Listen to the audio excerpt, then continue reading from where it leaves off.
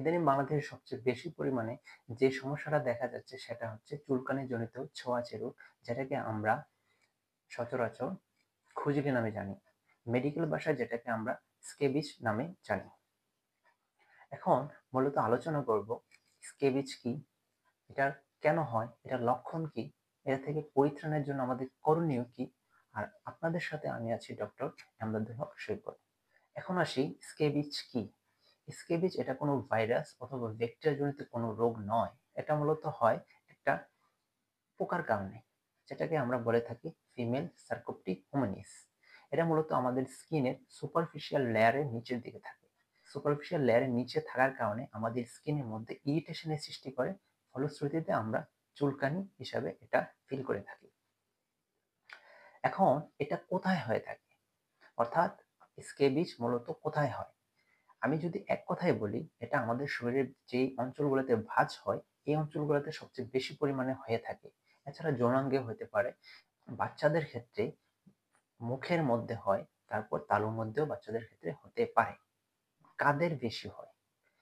বিশেষ করে নিম্ন মধ্যবিত্ত বা নিম্নবিত্ত ফ্যামিলি মানুষের সবচেয়ে বেশি পরিমাণে এটা হয়ে থাকে। এর কারণ অস্বাস্থ্যকর পরিবেশে বসবাস করা। এছাড়া বিভিন্ন এতিমখানা, বোর্ডিং আর বিভিন্ন ভার্সিটির যে গণরুম, যেখানে একগাদাগাদি ভাবে একই সাথে অনেক বেশি পরিমাণে মানুষ বসবাস করে।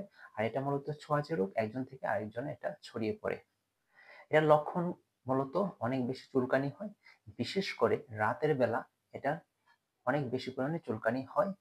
পরিত্রাণের জন্য আমাদের কি করতে হবে?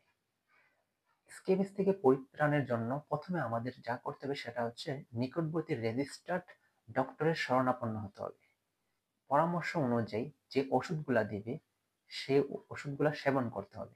সাথে একটা আপনাকে ক্রিম দিবে, যে ক্রিমটা অবশ্যই ভালোভাবে ব্যবহার করার নিয়ম জানতে হবে।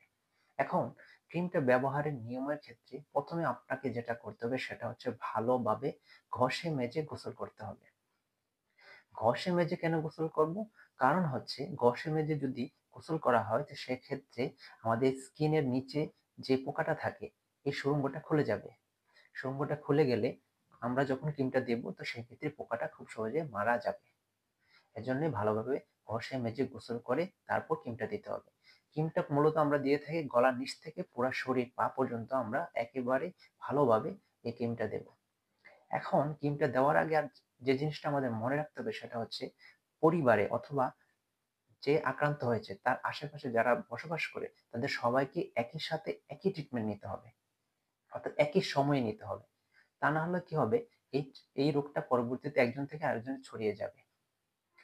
স্কেবিজ হয়ে গেল, আপনি ট্রিটমেন্ট নিচ্ছেন, সাথে যে জিনিসগুলা আপনাকে মেনে চলতে হবে সেটা হচ্ছে রোগীর ব্যবহৃত যে বিছানা চাদর এগুলো অবশ্যই গরম পানি দিয়ে ভালোভাবে ধুয়ে এবং রোদে শুকাতে হবে। এছাড়া রোগীর যে কাপড় চোপড় যেগুলো আছে সবগুলা ভালোভাবে রোদে শুকাতে হবে এবং ভালোভাবে ধুতে করতে হবে। এভাবে যদি আপনি নিয়মিত এই ওষুধগুলা ভালোভাবে সেবন করেন এবং ক্রিমটা ভালোভাবে নিয়ম অনুযায়ী যদি মেনে আপনার শরীরে ভালোভাবে লাগান তো সেক্ষেত্রে আপনার এই স্কেবিস খুব সহজে ভালো হয়ে যাবে। আপনার এটা আর পরবর্তীতে হবে না। আর আপনি যদি এটাকে ভালোভাবে ব্যবহার না করেন এবং আপনার আশেপাশে যারা বসবাস করে তাদের কেউ সেরকম বা একই রকম ট্রিটমেন্ট আপনারা না দেন তো সেক্ষেত্রে পরবর্তীতে একজন থেকে আরেকজনে ছড়াবে। পরবর্তীতে এটা আরো বেশি সমস্যার সম্মুখীন হতে পারেন। যদি স্কেবিসের ট্রিটমেন্ট না নেন, আপনি বসে থাকেন তো সেক্ষেত্রে পরবর্তীতে আপনার এটা বিভিন্ন ব্যাকটেরিয়াল ইনফেকশন দেখা দিতে পারে এবং আপনার কিডনিতে সমস্যা পর্যন্ত করতে পারে। আশা করি ভিডিওটি আপনাদের ভালো লেগেছে। যদি ভালো লেগে থাকে এবং আপনাদের উপকার হয়ে থাকে তো আপনি জনস্বার্থে ভিডিওটা শেয়ার করে দেন।